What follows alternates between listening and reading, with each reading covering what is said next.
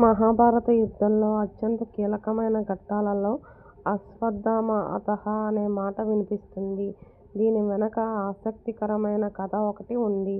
కురుక్షేత్ర యుద్ధంలో కౌరవ సేనాని అయిన ద్రోణాచార్యుణ్ణి అజేయుడిగా చూసిన పాండవులు ఆయనను నిలువరించడానికి ఒక ఉపాయం పన్నారు. ద్రోణుడికి తన కుమారుడైన అశ్వత్థామ అంటే అమితమైన ప్రేమ. అశ్వత్థామ మరణించాడని తెలిస్తే తప్ప ఆయన ఆయుధాన్ని వదలడని కృష్ణుడు చెబుతాడు.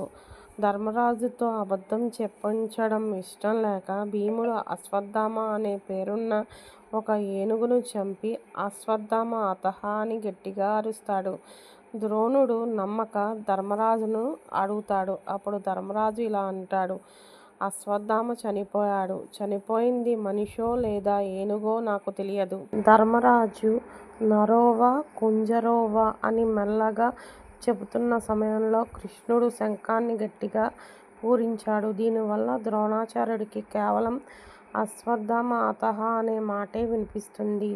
తన కుమారుడు మరణించాడనే బాధతో ద్రోణుడు ఆయుధాలు త్యజించి యోగ సమాధిలోకి వెళ్తాడు. ఆ సమయంలో ధృష్టద్యుమ్నుడు ఆయనను సంహరిస్తాడు.